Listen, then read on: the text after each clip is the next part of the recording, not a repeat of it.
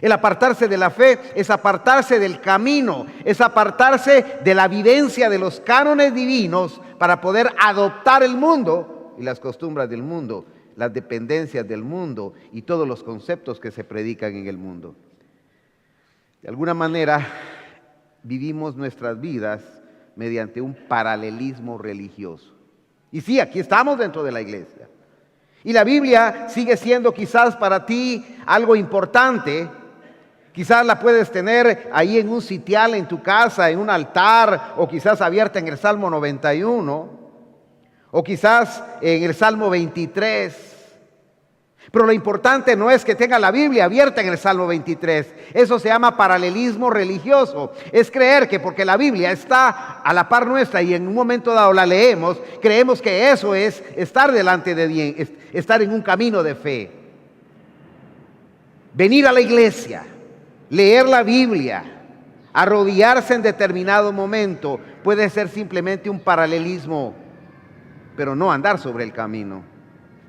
Quiere decir entonces que para poder interpretar verdaderamente el estar sobre el camino, se necesitan tener muy claras las palabras del Señor, al cual les decía: el justo por la fe vivirá. Cualquiera de nosotros que nos apartemos del camino de Dios, de la senda que Dios está establecido, a través de la desobediencia, a través de la rebeldía, a través del materialismo y a través de cuanta concupiscencia tengamos dentro de nuestra cabeza. Eso se llama apostasía. Apostasía es entonces apartarme del camino que Dios está establecido. Y muchos de nosotros caminamos paralelamente aquí de la mano y aquí vamos, pero fuera del camino. El problema es que estamos seguros, como que estamos dentro, estamos como que muy seguros que estando dentro de un régimen religioso, las cosas están bien. El problema, hermanos, es que tenemos que tener conocimiento de la palabra de Dios y entender cuáles son las razones por las cuales Dios pueda juzgar si estamos fuera o dentro del camino. Leamos en donde estábamos, segunda de Tesalonicenses 2 y versículo 1. Y aquí hay algo importante. Actualmente se está predicando un mensaje en el cual pretendemos hablar de las grandes iglesias, de las grandes congregaciones, y uno de los temas universales dentro de la jerga religiosa es el avivamiento de las iglesias. Se habla de avivamiento en que hayan multitudes de gentes. Se habla entonces de un avivamiento en el cual las multitudes acudan popularmente a determinados grupos, y eso pareciera como que está marcando el camino de fe y el camino, como que el evangelio se está predicando y Dios se está manifestando, y ahí están las grandes congregaciones, las mega iglesias, ahí están los grandes grupos de gente de las cuales no tenemos ninguna envidia, porque oigan lo que dice la palabra: no está medido esto, hermanos, el fin en el cual el Señor llevará a su iglesia, no está marcado precisamente por esos avivamientos religiosos. Esa es una trampa satánica. El avivamiento espiritual no es el movimiento de multitudes, sino que la gente camine sobre el camino de Dios. Por eso dice la palabra que donde 2 o 3 estén reunidos en su nombre, ahí está Él. Dice así la palabra: pero respecto a la venida de nuestro Señor Jesucristo y nuestra, ¿qué dice? Nuestra reunión con Él. Hermanos, ¿qué estamos esperando nosotros acá en este mundo? Subraye: la reunión con Él. ¿Cuántos esperan la reunión con Él? ¿Sabe qué significa eso, hermano? Cuando la iglesia sea levantada y cuando el Señor venga en las nubes y reciba a su iglesia. Eso es lo que está esperando la iglesia del Señor. Amén, hermanos. Ese es el anhelo. Dice que la iglesia anhela eso.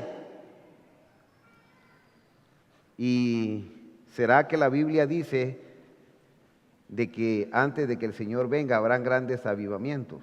Oiga lo que dice la palabra. Os rogamos, hermanos, que no os dejéis mover fácilmente de vuestro modo de pensar. Hermanos, una de las características de los hombres y mujeres de Dios es que no son guiados. Hablamos hace unos días acerca de la doblez de ánimo. A veces sí, a veces no, tal vez. Creo que tal vez esta es la iglesia, que tal vez no. Creo que Dios me llamó, tal vez no. Creo que soy salvo y creo que no soy salvo, etcétera. Dios pone dentro de nuestro corazón una certeza de nuestra salvación y de nuestro encuentro con el Señor. Dice la palabra, porque el Espíritu da testimonio al Espíritu de que somos hijos de Dios. ¿Cuántos lo creen? Y ahí está el Espíritu dando testimonio. Pero dice entonces, acá la palabra, de modo de pensar ni os conturbéis, ni por espíritu, ¿qué dice? Ni por palabra. Muchas veces andamos dudando ahí, hermanos. Hace unos meses o año atrás, estaban las iglesias conturbadas. Ya va a ser el fin del mundo, hermano. Ya va a ser el fin del mundo. Y mire que los mayas, y mire que los griegos, y mire, hermanos, que los astros. Qué tristeza, hermano.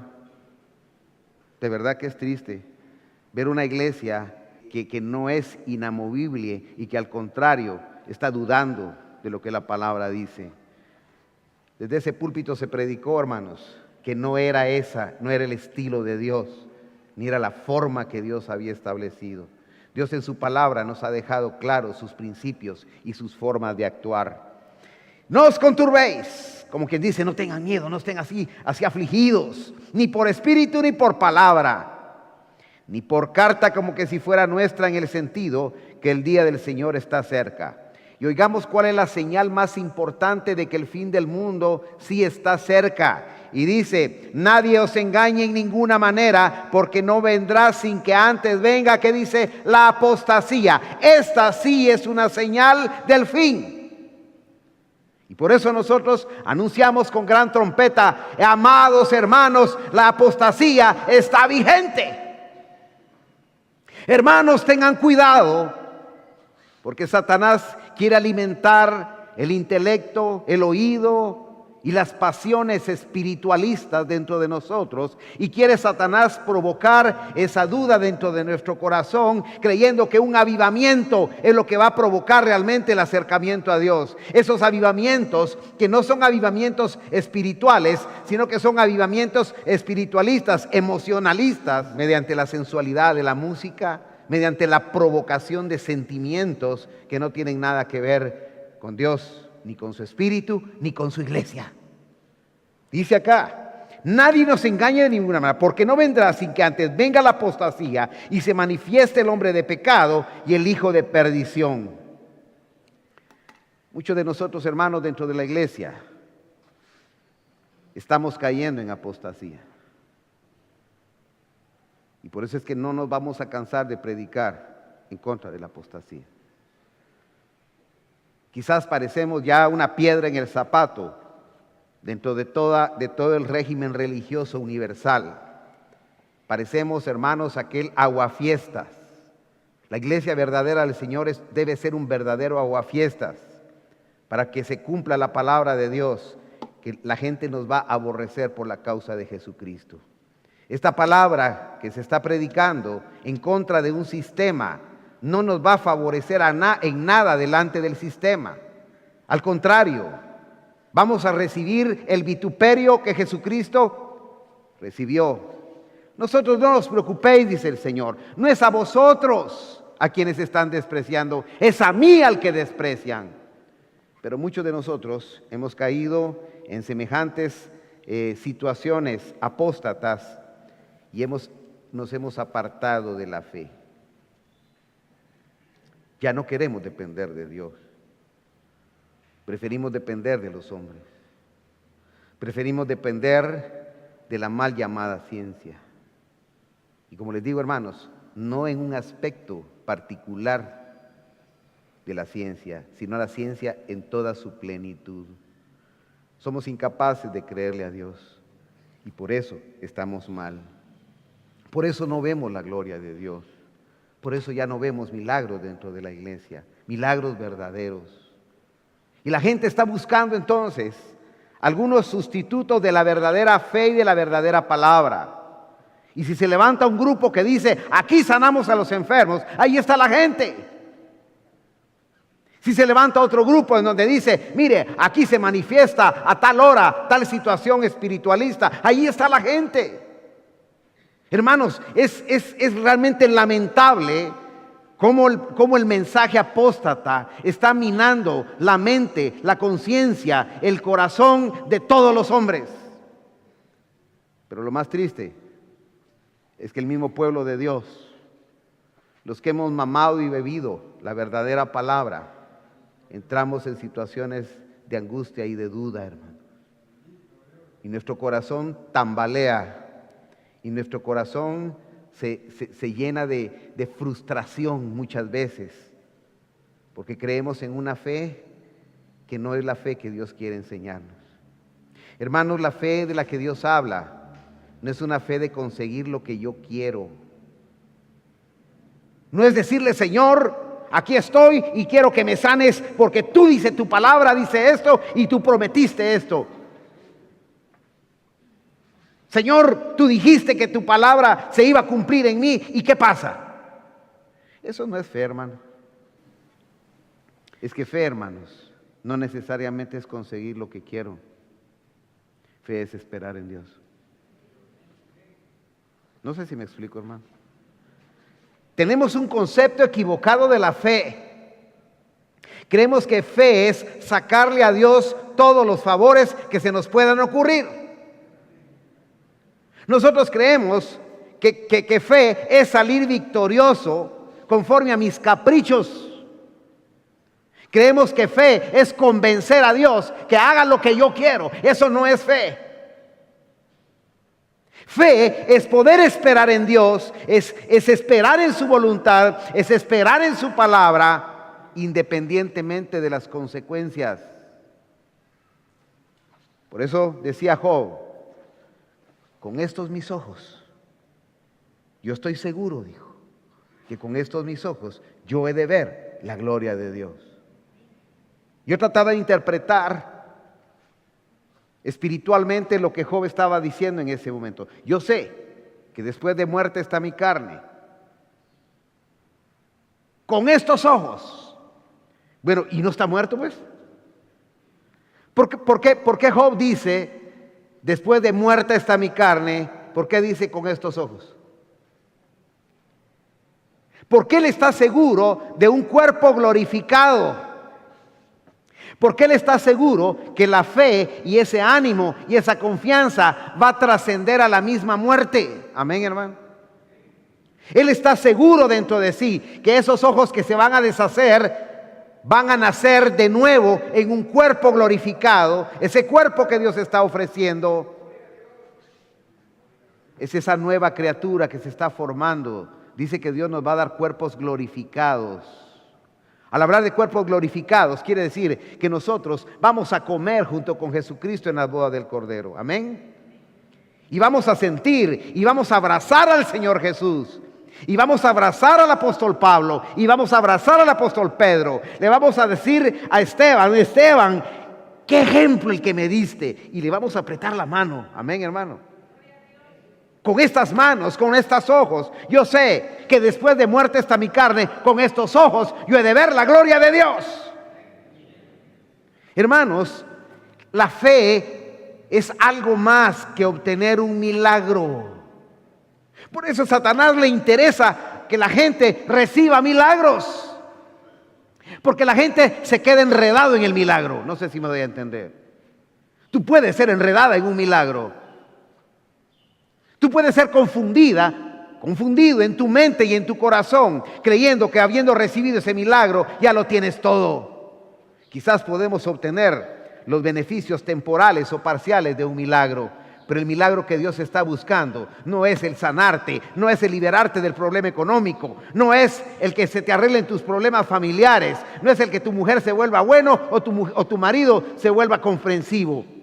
La fe trasciende a todos esos elementos. Quizás si se arregla tu hogar, quizás te apartes del camino de Dios. Quizás si logras que tu hijo regrese a la casa, quizás si logras que cambie la conducta de los que están a tu alrededor, quizás sea esa la trampa que Satanás use para poder apartarte de la fe. Los milagros son una trampa peligrosa.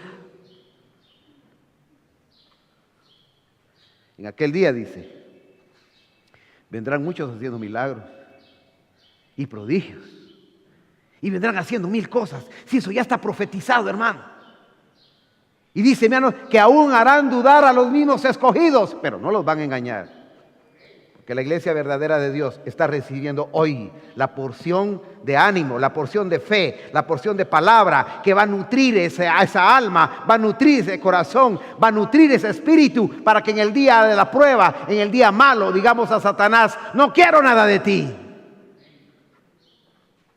Dios es mi amparo y Dios es mi fortaleza y Dios es mi refugio y Dios es mi torre fuerte. A Satanás le conviene hacer milagros, aunque sean milagros superficiales, a él le interesa, porque eso va a cautivar la mente y el corazón de la gente. La apostasía es la señal entonces de que el fin viene. Y estamos viviendo en la época más difícil de la iglesia, y es precisamente una iglesia ecuménica, una iglesia apóstata, la cual predica a Cristo, pero no predica la fe ni la cruz de Cristo. La iglesia ya no quiere hablar de pecado porque no le conviene y prefiere tener un montón de gente cómodamente sentada en butacas de lujo, con luces prismáticas especiales, con efectos de sonido fabulosos para que la gente esté feliz y contenta, pero la palabra ya no se está predicando.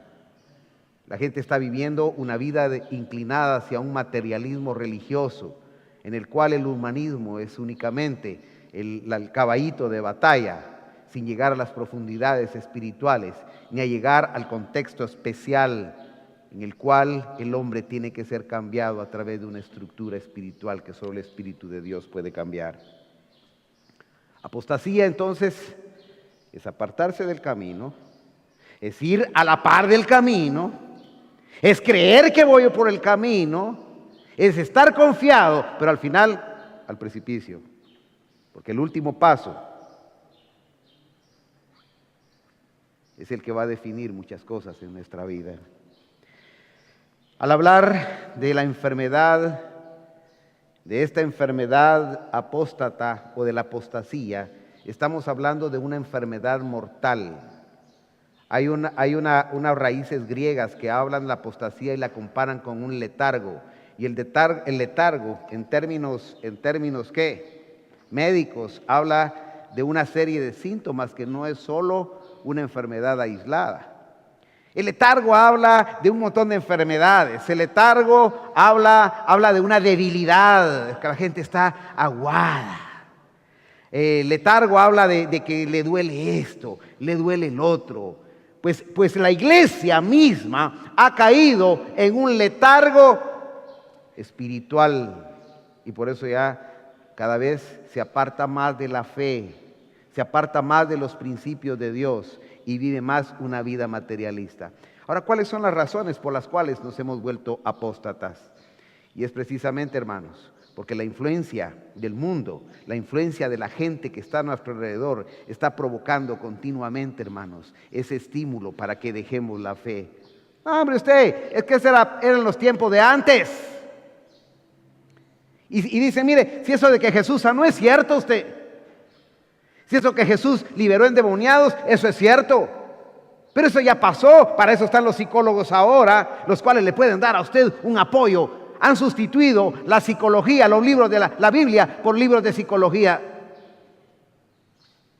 Libros de psicología, parapsicología, esoterismo y toda esa serie de enfermedades metafísicas, ciencias metafísicas que causan enfermedades del alma y del corazón. Y muchos de nosotros, hermanos, vamos cayendo sutilmente en todas esas trampas. Hay hermanos que están consultando horóscopos. Que Dios les ayude. Hay hermanos que todavía creen en los números de su suerte. Hay hermanos dentro de la iglesia que no aguantan la curiosidad para ver que alguien les pueda profetizar algo en favor. Hay hermanos que están esperando que les hablen a través de un sueño. Hay gente dentro de la misma iglesia que está esperando que alguien le diga: mire usted, ayer tuve una visión de usted, y ahí nos vamos por ese camino. Estamos equivocados, hermanos. La palabra es clara y no necesitamos visiones. Y no debemos de necesitar sueños extraños. Esas son armas satánicas que cuando usted tiene deseo de que le digan algo, va a aparecer aquel que le va a engañar y le va a hacer creer que lo que usted deseó es de Dios, cuando no tiene nada que ver con Dios muchas veces. Leo otro pasaje. Segunda de Timoteo 2:10. Por tanto, todo lo soporto por amor de los escogidos, para que ellos también obtengan la salvación que es en Cristo Jesús, con gloria eterna. Palabra fiel es esta: si somos muertos con Él, ¿qué dice? También viviremos con Él. Si sufrimos, ¿qué dice? También reinaremos con Él. Si le negáremos, ¿qué dice? ¿Saben qué es negar a Jesucristo, hermano? Es negar la fe. Eso es negar a Jesucristo. Ah, no, hermano, yo nunca he dicho que... No, es que no es que lo digamos. Es que con nuestros hechos estamos negando a Cristo. Es porque nos pasamos del otro lado, hermano. Cuando alguien está actuando apóstatamente, aparentemente como que no está mal, pero ya se apartó de la fe, ya negó a Cristo. Amén, hermano. Por eso aquí lo dice claramente: si sufrimos, también reinaremos con Él. Si le negáremos, también nos negará. Y si fuéramos infieles, Él permanece fiel. Él no puede negarse a sí mismo. Si estamos vivos, es porque Él sí ha sido fiel, hermano. Si estamos oyendo todavía esta palabra de misericordia, es porque Él es bueno. Y todavía quiere que nosotros nos demos cuenta de nuestra situación personal, que nos ubiquemos de nuevo. Pero ¿cuáles son las causas de las que hablábamos? Precisamente de por qué viene la apostasía. Una de las causas es ese impacto social, ese impacto cultural, ese impacto familiar, ese impacto generacional, ese impacto que viene de todos lados, el cual va a luchar arduamente por hacernos patinar en la fe. Quizás de los seres que más amamos puede venir nuestra semilla de apostasía. Yo no he venido a poner paz, dijo el Señor, yo he venido a poner espada. Y en una misma casa, 2 serán contra 3 y 3 contra 2. Y los peores enemigos serán los que te hagan caer de tu fe. Esos son tus peores enemigos. ¿Por qué? Porque no están en contra de tu carne, al contrario, están alimentando tu carne, pero están destruyéndote para la eternidad. ¿Qué será mejor? ¿Perder la vida o ganar la eternidad? Amén, hermano. Es así de fácil el negocio. El Señor Jesucristo lo dijo en otras palabras: si alguien pierde aquí su vida por mi causa, para vida eterna la ganará. Pero si alguien la gana, pues ahí se quedó, hermano. Ya ganó lo que quería. Ya tuvo la fortuna que quería. Ya tuvo la salud que quería. Ya adquirió los bienes que quería. Y dijo aquel hombre bueno, hombre inteligente, hombre sabio, ¿cuánto has acumulado ahí estas riquezas que tú tienes? He llenado mis graneros y miren, señores, háganme nuevos graneros porque ya no cabe lo que tengo. Necio. Hoy vienen por tu alma, le digo. ¿De qué sirve que el hombre cosechare todo el mundo si pierde su alma? ¿De qué sirve, hermanos, que en un momento dado, por negar la fe, logremos un beneficio temporal o parcial si estamos perdiendo la esperanza más grande de vida, que es la vida eterna? Estamos siendo influenciados de alguna manera porque somos perseguidos. Hay un momento en el cual uno es perseguido y ya no soporta. No, mire, es que hágalo y hágalo. Y empezamos a tener presiones. Nos presionan en el trabajo, nos presionan en la casa, nos presionan en la escuela. Y al final decimos, bueno, al cabo pues, ahí estamos, hombre. De todos modos, yo no creo que Dios me castigue, porque esa es una de las prédicas más fuertes actualmente. Dios no castiga. Dios es bueno. Y claro que es bueno. Amén. Pero al que Dios toma por hijo, a ese azota, castiga. Y es el amor y la fidelidad de Dios para salvar nuestra alma.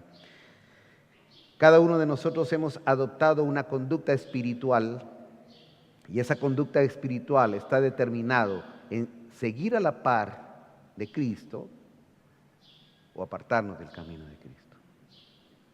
No creamos que esto es, hermanos, algo circunstancial, es algo profundo que está naciendo del corazón, porque de la abundancia de nuestro corazón vienen nuestras obras. Amén, hermano. Hemos encontrado, hermanos, entonces, que hay habilidad, una terrible habilidad actualmente para que la gente sea convencida de que el Evangelio no es sufrido. No, hombre, sí, eso ya pasó. Eso fue, yo no sé, hermanos, dónde dejamos tirados a todos los mártires. ¿Dónde queda Esteban? ¿Dónde queda Pedro? ¿Dónde queda Pablo? Si nosotros ahora decimos, no, hombre, si no hay nada, ahí todo está bien usted. Aquí hay que gozarla porque una vida tenemos y si la perdemos, no la recuperamos. Hermanos, esta vida se la hemos entregado a Dios. Y lo que Dios quiere es que no nos apartemos de la fe. Pero hay muchas causas que están provocando en nuestra vida, hermanos. Y es estar escuchando precisamente a gente habilidosa, capaz de traernos, hermanos, con palabras sensuales, tratar de convencernos que la Biblia está equivocada. Hermanos, cualquiera se va a acercar a nosotros y nos va a tratar de convencer que debemos de apartarnos de la fe, que hay oportunidad, que hay un hombre que te puede dar la salida, que hay recursos para poder hacerla. Yo te voy a decir algo, fe es tener los recursos y no usarlos. Es que eso es fe, hermano. Fe es tener las soluciones humanas y escoger la solución espiritual. Fe es que aunque no reciba aquello, fe es estar seguro que un día Dios me va a compensar y está en su mano hacer todo lo que Él quiere. Pero andan muchos tratando de hacer caer en apostasía al pueblo de Dios. Hermanos, la trompeta está sonando. Cuidado, peligro. No nos dejemos engañar. Satanás está sutilmente preparando muchos argumentos. Y quiero que conozcan ustedes realmente las características de algunas de la iglesia apóstata. Al hablar de iglesia, no estoy hablando de una iglesia en particular. Porque, hermanos, sería incansable el mencionar la lista de iglesias. Pero, hermanos, los cambios más radicales dentro de la historia de la religión apóstata se dieron, hermanos, en los últimos siglos, siglo XIX y siglo XX. Surgen grandes profetas como el señor Smith, que dice que es un nuevo profeta. Surgen hombres con grandes revelaciones según ellos, como Müller, que hace pensar que el reino de los cielos es diferente a otra cosa. Encontramos con hombres que se han dedicado a tratar de formar nuevas revelaciones. ¿Y en qué se basan? ¿En qué se basan? En visiones. Es que miren, yo tuve una visión y yo me fui a tal montaña y ahí recibí una revelación. Y ahí me fue dicho, y ahí me fue revelado. La palabra no dice eso. La palabra se cerró con el Apocalipsis. Y el Apocalipsis está cumpliéndose en sus inicios. Amén, hermano. Ya no hay más profetas. Ya no existe el surgimiento de nuevas oportunidades. Ya todo está dicho en la palabra de Dios. Ya Dios cerró el capítulo de esos profetas. No, es que fíjese que y se asocian dos y juntan dos teorías y hacen una nueva religión. Hermanos, aquí está en la palabra, está la verdad. No busque lo que lo va a confundir.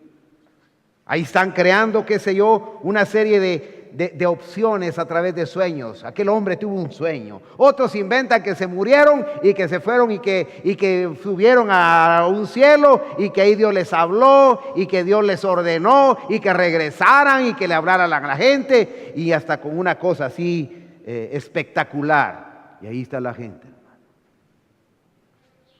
Ahí están oyendo. Pero eso no es bíblico. ¿O dice la Biblia eso, hermano?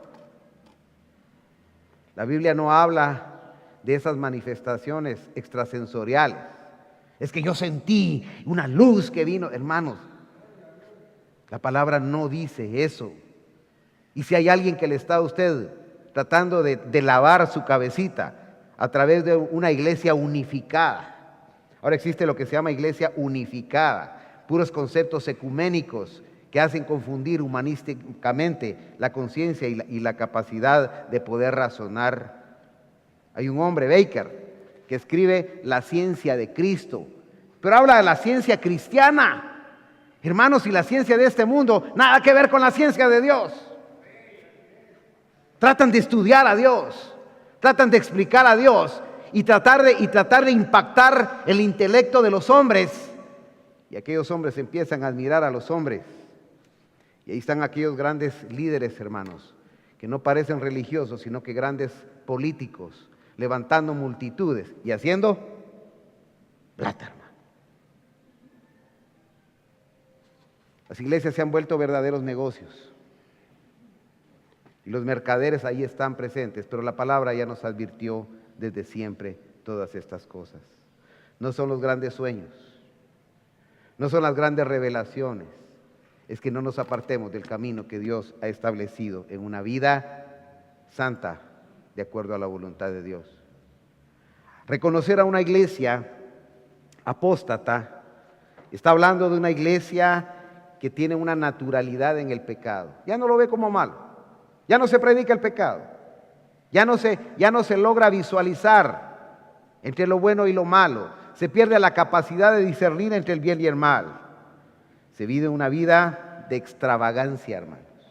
La iglesia apóstata vive una vida extravagante totalmente. En las iglesias son desfiles de modas los que se dan, hermanos. La gente va a lucir sus carros, la gente va a lucir sus casas, la gente va a lucir sus joyas, la gente va a lucir sus vestidos. Y mi hermano, son verdaderos desfiles de modas las iglesias actualmente. Esa es la iglesia apóstata, en el cual predomina el materialismo y hay concurso de quién tiene el mejor carro. Las mismas iglesias están compitiendo por quién tiene los mejores carros. Jet privado, Ferrari del año, Hummer del año. Hermanos, la iglesia verdadera no está basada en el materialismo ni en la prosperidad económica.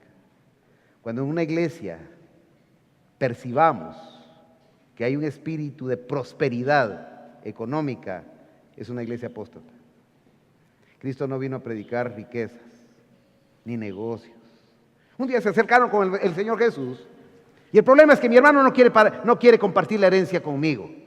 Señor, mira, haceme justicia. Yo no he venido aquí, dijo el Señor, a ser abogado ni partidor de herencias.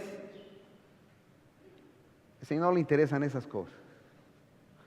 La iglesia está sirviendo como trampolín para que los grandes jerarcas religiosos abarquen verdaderas fortunas, hermanos. Y eso no es de ahorita, eso no es de este momento. ¿Ustedes creen que de dónde nacieron todos los capitales universales? Hermanos, y las grandes empresas transnacionales de Europa y aún de América, ¿quién fue el que financió las grandes empresas, mucho de la economía de Estados Unidos? Hermanos, los países tercermundistas. ¿Dónde nacen las transnacionales? Hermanos, de los capitales del Vaticano. Así de fácil como lo oyen. O sea que eso no viene de ahorita. Los bancos del Vaticano eran los más poderosos, donde financian una serie de proyectos que ni saben de dónde viene la plata. ¿Y de dónde salió todo eso? Pues de la bolsa de los feligreses, hermano. De los asaltos indirectos que se les hace al pueblo. Y eso ha sido una trayectoria. Las iglesias actualmente, apóstatas, son todas aquellas que asaltan a los hermanos. Las congregaciones están siendo asaltadas. Yo les llamaría puestos de asalto, en donde le exigen a la gente que diezme, que ofrende y que tenga al pastor como rey.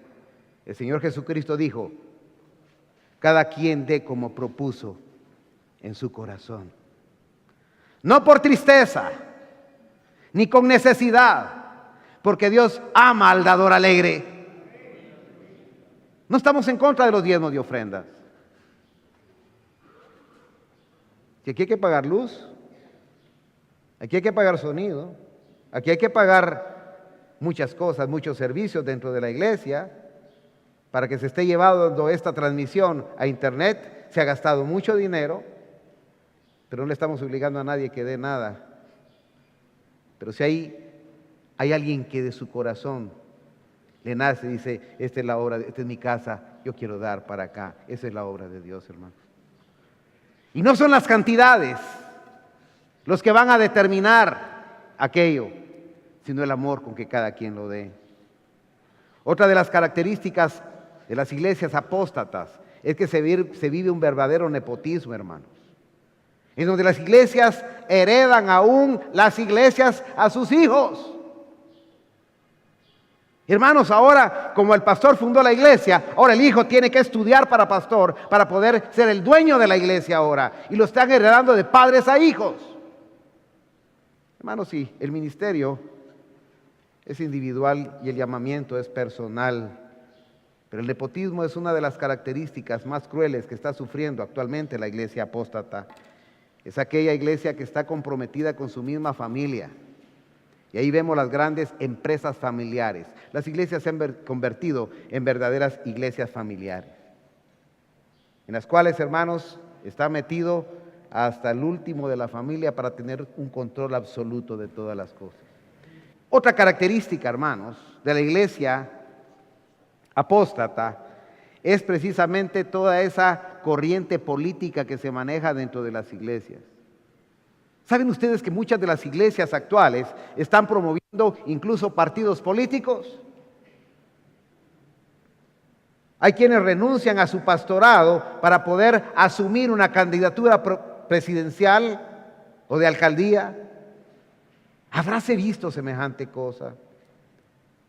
Mi reino no es de este mundo, así dijo el Señor. Aquellos lo querían promover. No, tú tienes buena madera para poder gobernar. Momento, mi reino no es de este mundo. Hay una ambición política, hay una ambición de poder. Eso es la iglesia apóstata. Hay un materialismo a todas luces. Hay un compromiso con las demás iglesias.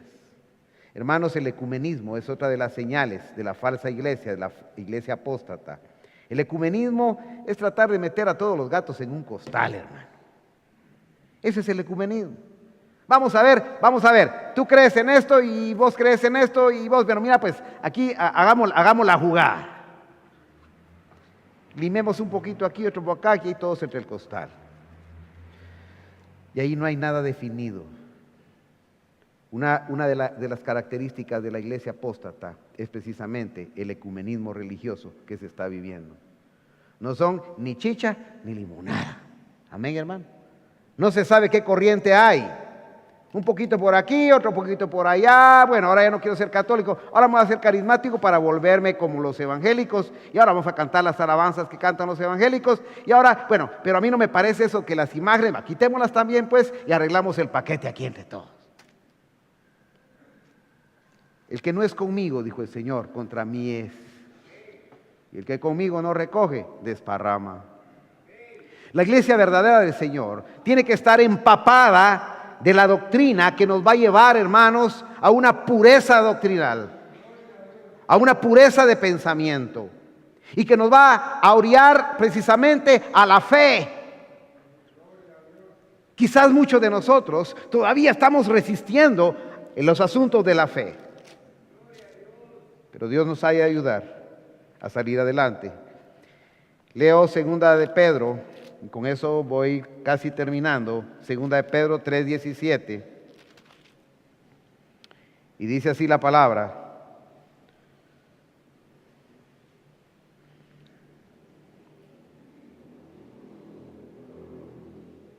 versículo 16, segunda de Pedro 3:16. Casi en todas sus epístolas, hablando en ellas de estas cosas, entre las cuales hay algunas difíciles de entender, las cuales los indoctos e inconstantes tuercen, como también las otras escrituras para su propia perdición. La advertencia para la iglesia: así que vosotros, oh amados, sabiendo de antemano, guardaos, no sea que arrastrados por el error de los inicuos caigáis de vuestra firmeza. El riesgo ahí está, hermanos. Quizás has logrado mantener una fe aparentemente incólume delante del mundo, pero quizás ya no salimos del camino. Y quizás estamos dentro de la iglesia, pero ya no estamos en la fe. Quizás estamos dentro del grupo religioso, pero ya no estamos compartiendo los mismos sentimientos que el Señor quiere transmitir. Hebreos 3:12. Mirad, hermanos, que no haya en ninguno de vosotros corazón, ¿de qué dice? De incredulidad. ¿Qué es apostasía, hermano? Es volvernos incrédulos. Es ya no creer en Dios. Es apartarnos de sus mandatos para apartarnos del Dios vivo. Antes exhortaos, y eso es lo que estamos haciendo esta mañana. Esta mañana os exhorto, y dice, los unos a los otros, pero no solo un día, cada día. Como quien dice que esta necesidad de la exhortación tiene que ser continua. No, hermano, yo hoy estoy firme, pero mañana. No, hermano, yo me he mantenido hace 5 años, y mañana. Hermano, yo llevo 20, 30 años en la iglesia, y mañana.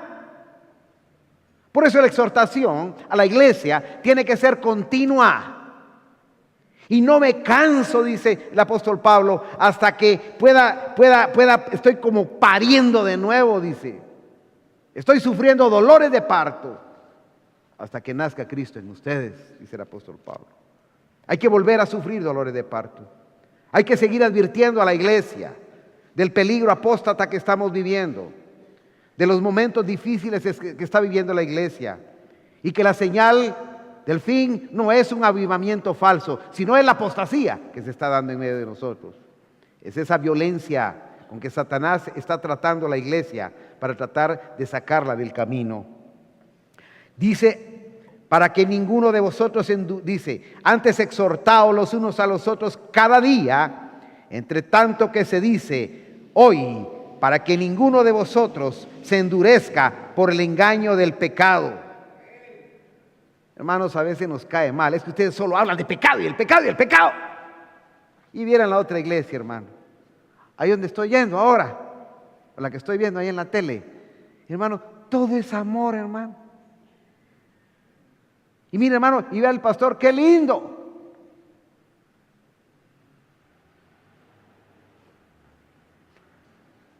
Busque su lugar, porque aquí seguiremos predicando de fe. Seguiremos predicando en contra de la apostasía. Seguiremos predicando en contra del pecado, aunque nos afecte a nosotros mismos. ¿O no cree, hermano? Si a mí me afecta, ¿usted cree que hablar de esto es fácil para mí? ¿O creen que no somos humanos? ¿O creen que no viene la tentación a nuestra vida?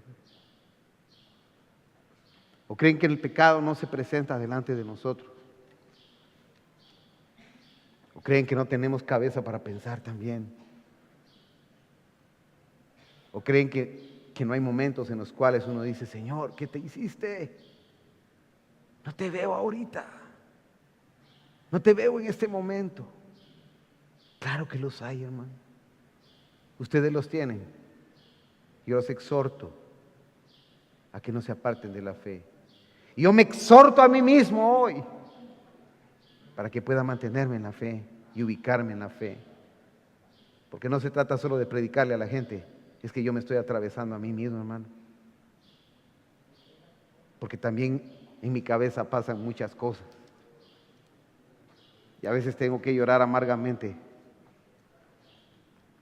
porque le fallaba a Dios también. Así como tú le has fallado a Dios, yo también le he fallado a Dios. No somos superdotados. No somos gentes extraordinariamente capaces.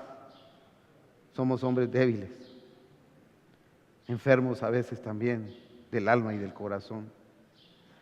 También expuestos a esa semilla maldita que Satanás ha metido en la cabeza de los hombres, que es la duda y la falta de confianza en Dios. También recibimos, hermanos, esas saetas de Satanás que nos quieren hacer mover de este camino y esta fe. Pero queremos seguir predicando con mucha seguridad, pero con mucho temor a Jesucristo, sabiendo que esa es la única palabra que viene por la fe, la cual nos va a dar la salvación. Porque somos hechos partícipes de Cristo, dice, con tal que retengamos firme hasta el fin nuestra confianza del principio. Muchos aquí entregamos todo, hermanos. Muchos de nosotros entregamos muchas cosas. Nuestra vida, nuestro tiempo, nuestros bienes, todo. Y ahora ponemos cortapisas. No, es que tengo que hacer, hermano. No, perdón, es que tengo un compromiso y usted sabe, ¿verdad? Bien, ahí estamos. No, hermano, es que fíjese que usted sabe, ¿verdad? Que pues ahora uno tiene que atender esto y lo otro. Bien, hermano, ahí estamos. Hermano, es que como y ahora pues uno tiene otra opción ahí. Está bien, hermano, ahí estamos. Termino en el versículo 7. Ahí mismo, Hebreos 3:7. Por lo cual, como dice el Espíritu Santo, si oyereis hoy su voz, no endurezcáis vuestros corazones, como en la provocación. En el día de la tentación en el desierto, donde me tentaron vuestros padres, me probaron y vieron mis obras 40 años. Hermanos, hasta aquí Dios nos ha ayudado. ¿Cuántos han visto a Dios cerca de ustedes, hermanos? ¿Cuántos hemos visto a hijos agonizar acá y Dios los ha sanado, hermano? ¿Cuántos no hemos visto problemas sin solución y hemos visto la mano de Dios?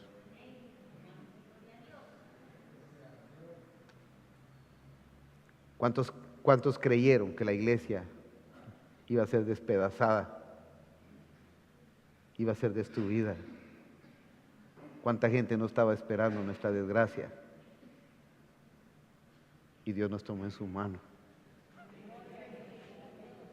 Y nos ha entregado su palabra. Nos sigue entregando su mensaje. ¿Cuántos no se burlan de nuestra fe todavía, hermano? Porque somos pasados de moda.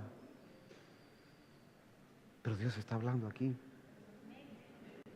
A ellos ya no les habla. Les habla únicamente la voz de la concupiscencia. Ya no quieren fe, ya no quieren que se les hable de fe. Ya no quieren que se les hable de pecado. Ya no quieren que se les hable de la ley de Dios. Ya no me hablé, hermano, no me hablé. Ya mucho daño nos hizo la ley. Hermanos, la ley para el Hijo de Dios es un bálsamo. La ley de Dios es perfecta, que convierte el alma. La ley de Dios hace sabio al sencillo. ¿No es así, hermano? Hay gente que ya no quiere que se predique de fe. Hay gente que ya no quiere que se predique de ley, de estatutos, de principios. Hay gente que ya no quiere que se predique de pecado. Pero todo eso está vigente en el reino de los cielos. Y el que tenga oídos para oír, que oiga. Por eso aquí Pablo dice a los hebreos: no endurezcáis vuestro corazón como en la provocación, en el día de la tentación, donde me tentaron vuestros padres y me probaron y vieron mis obras 40 años, a causa de la cual me desgusté contra esa generación y dije: siempre andan vagando en su corazón y no han conocido mis caminos. Por tanto juré en mi ira: no entrarán. Un pueblo apóstata no va a ver a Dios. No se trata de andar junto al camino. Tenemos que estar dentro del camino y poder ver y palpar las obras de Dios en nuestra vida y en nuestro corazón.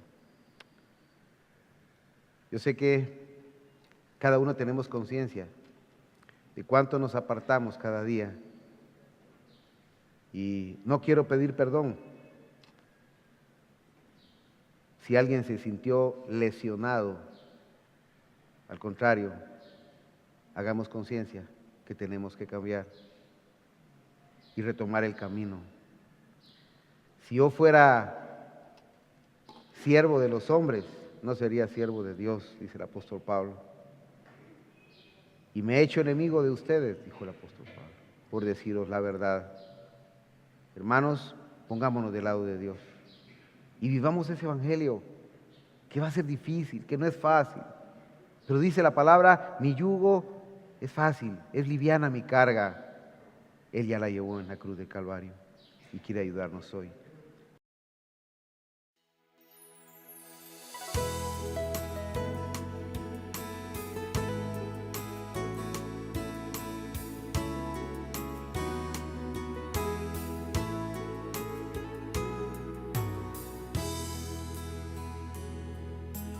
Hemos presentado el mensaje de la palabra de Dios.